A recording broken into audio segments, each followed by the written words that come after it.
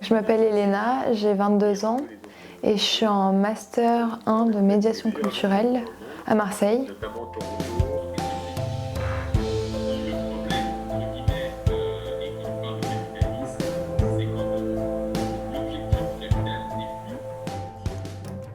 La dette comme nouvelle relation de contrainte.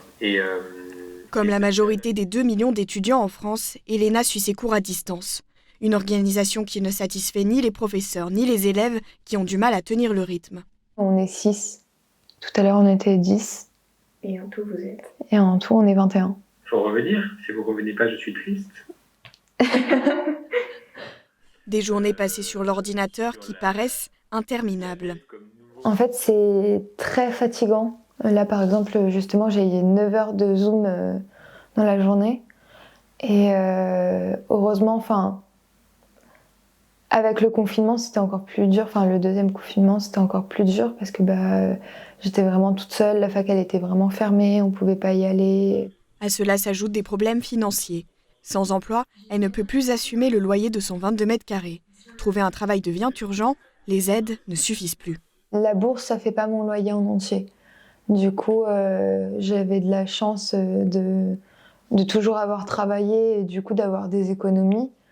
Mais c'est sûr que là, ça fait depuis août, du coup ça fait 6 mois à peu près que j'ai plus de travail et du coup en 6 mois les économies ça part assez rapidement. Au revoir. Merci, au revoir. À peine le cours terminé, Elena doit s'occuper de ses repas.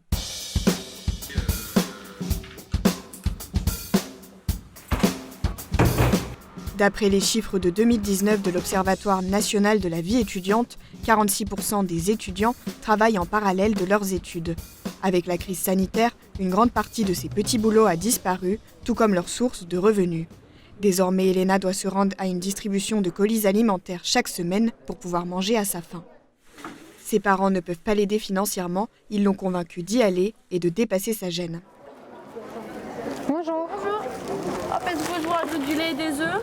Des œufs, pas de lait, merci. Et des masques, des protections hygiéniques ? Non, j'en ai pas besoin, merci. Ces colis tentent de répondre à la demande des bénéficiaires, mélangeant produits hygiéniques et alimentaires. Hop, tenez. Merci beaucoup. Bonne journée. Depuis qu'elle s'y rend, Elena ne fait presque plus de courses à côté. Une conserve de tomates pelées. Des gâteaux, du chocolat et des œufs. Ça va suffire ? Ça suffit un peu. Combien de temps ? Je pense un peu plus d'une semaine parce qu'il y a beaucoup de riz. Et sinon après, pour les conserves, ça va me faire 2 ou 3 jours. Des démarches comme celle de ce syndicat étudiant ont vu le jour partout en France à partir du premier confinement. Encore aujourd'hui, environ 500 étudiants de l'Académie d'Aix-Marseille s'y rendent chaque semaine. La majorité des bénévoles sont eux aussi des bénéficiaires, la solidarité comme maître mot. On prend un peu de notre temps, malgré que j'ai pas beaucoup de temps, je vous avoue. Je travaille aussi en parallèle et tout. Donc on essaye de prendre un petit peu de notre temps pour aider les autres et voilà. Se réunir leur permet aussi de sortir de la solitude qui s'est installée depuis maintenant 1 an. Le but est aussi de créer du lien aussi au sein de la distribution. On voit un peu les mêmes et voilà, ça fait plaisir parce qu'on voit que sans qu'il se passe rien, juste en se donnant une date et une heure, comment créer en fait l'aspect social est très... Et voilà, on voit bien à chaque fois ça se fait, il y a des groupes différents qui viennent, des différentes personnes. C'est vraiment, ça fait plaisir cette dynamique. Des dynamiques solidaires s'organisent aussi à Nice. Depuis plusieurs mois, un restaurant pour les étudiants se prépare à ouvrir. Rémi Bruni, qui fait partie de l'association Face 06, en est le responsable. Donc là, on est en travaux depuis à peu près octobre. Et là, on est vraiment sur la fin, la finalisation du projet. Donc là, on est en train de déballer un petit peu les derniers outils de décoration. On est en train d'installer les chaises. Là, vous pouvez voir que on commence un petit peu à mettre en place là quelques petites plantes, des petites affiches de nos événements. Là, il nous reste encore quelques éléments de déco à placer. Et après, ici, ce sera vraiment la salle de restaurant. Donc il n'y a pas encore de table ni rien, mais à l'avenir, c'est ici que tout se passera. Les locaux du futur restaurant se trouvent juste à côté de l'épicerie solidaire qui existe depuis 9 ans.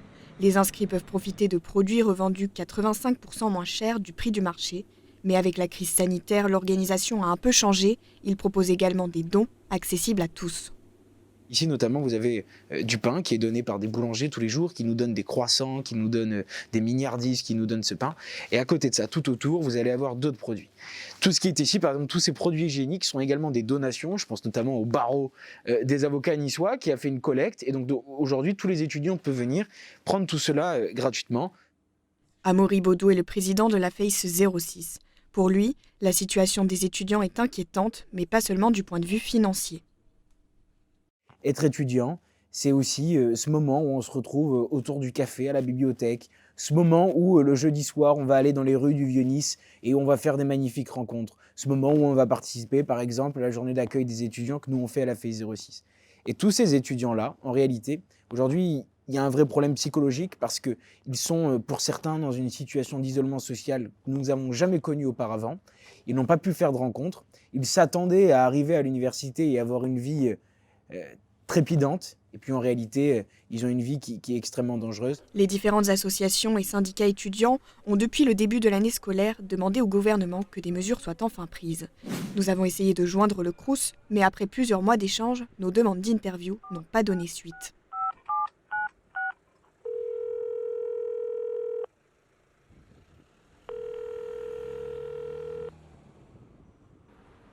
C'est seulement à partir du deuxième confinement que les premières mesures ont été mises en place. D'abord à la mi-novembre, qui concerne la création d'emplois. Au total, 1600 postes de référents au Crous pour les étudiants qui en ont besoin. Puis, fin novembre, lorsqu'une aide de 150 € a été versée pour les étudiants boursiers et les jeunes de moins de 25 ans, salariés ou apprentis, bénéficiant de l'aide au logement. Enfin, troisième autre grande mesure, le prix du repas dans les restaurants universitaires a baissé à 1 € au lieu de 3,30 € en janvier. Nous retrouvons Elena sur le campus où elle profite du repas à bas prix. Elle y rejoint ses amis pour partager un moment convivial et sortir de l'isolement qu'imposent les cours à distance. Merci. Là, il y a ou une entrée et un dessert, ou on peut prendre 2 desserts, ou un dessert et un fruit, et un repas chaud. Il y a 3 menus qui sont disponibles, le végétarien, le poisson ou la viande. Et moi, je prends le végétarien. Salut. Ça va et vous? Ouais, ça va. J'étais en train de m'imaginer aller justement dans une petite soirée, tu sais, genre petit concert côté. Macron, t'es foutu, la jeunesse est dans la rue. Et justement, sortir de l'isolement, c'est ce que veulent tous les étudiants. Leur principale demande, c'est le retour à des cours en présentiel à la fac. Et pour se faire entendre, ils ont choisi de manifester, comme ici à Nice, fin janvier. Les jeunes dans la misère de cette société-là, on n'en veut pas. On veut avoir le droit d'étudier dignement. Est-ce qu'on va attendre que tous les jeunes se foutent en l'air pour réouvrir les facs? Si rien n'est fait, je ne sais pas si je vais pouvoir continuer.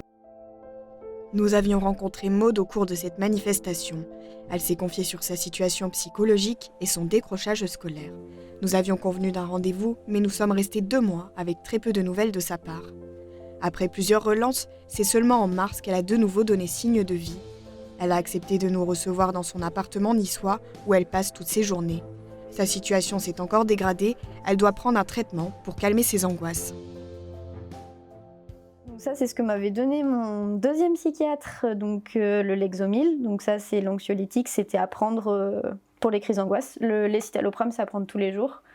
Donc je le prends le soir parce que ça interfère souvent avec la conduite et l'attention, et déjà que l'attention n'est pas... Du coup, les effets depuis que tu les prends ou... Je m'y perds un peu là-dedans parce qu'il y a beaucoup de médicaments, on m'explique pas trop du coup, donc j'ai un peu peur de tout mélanger.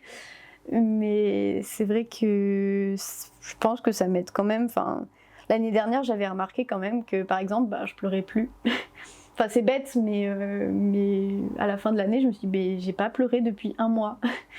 Et ce genre de petites penser comme ça, me dire ah ouais c'est vrai, du coup ça doit être les médocs qui font effet, mais sinon c'est pas un effet, on le sent pas vraiment quoi. Elle a officiellement abandonné sa 2e année d'orthophonie depuis le mois de février, ce qu'elle vit comme un échec. Les médicaments ne font pas effet, elle pense désormais à être hospitalisée. Ça, j'ai un peu du mal. J'aimerais bien reprendre mes études en septembre. Mais le problème, c'est que je ne sais pas si j'y arriverai. Et c'est aussi pour ça que je pensais à l'hospitalisation. Et qu'on m'a proposé ça, parce que ça permettrait de vraiment me relancer dans la vie, en fait.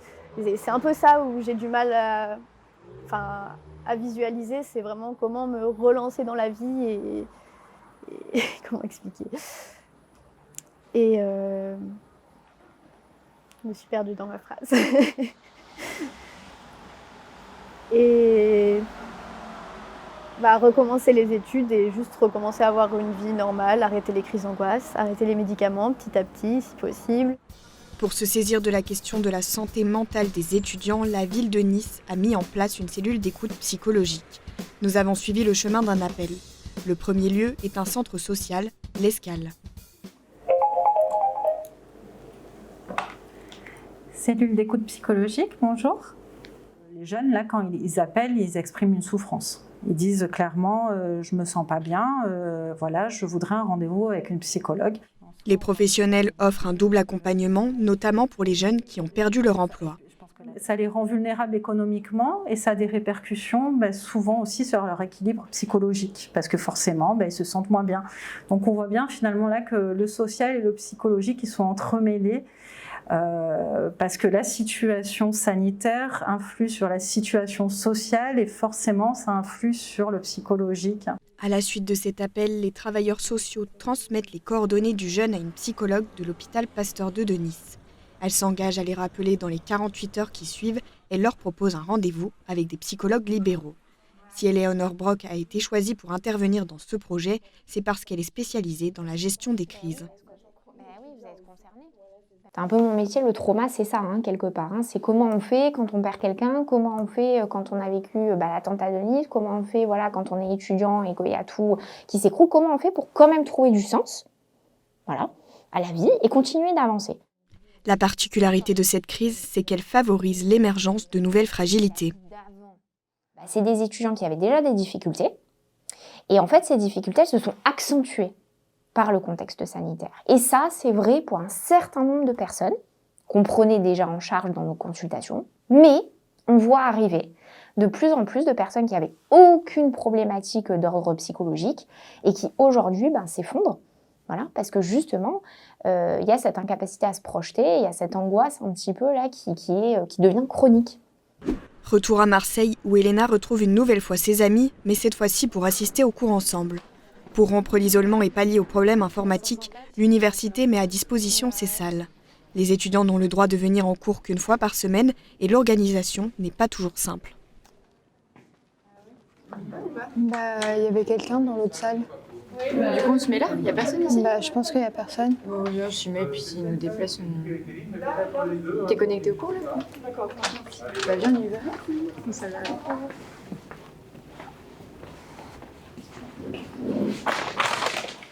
Casque sur les oreilles, dans une ambiance studieuse, elles suivront pendant plusieurs heures le même cours.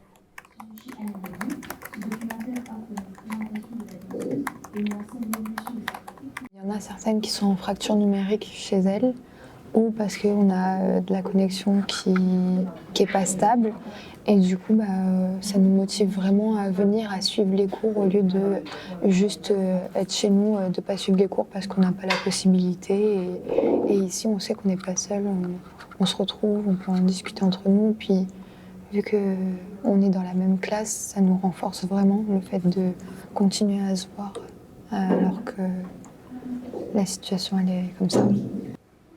Il ne manque plus que le professeur pour que ce cours semble normal, un souhait partagé par tous.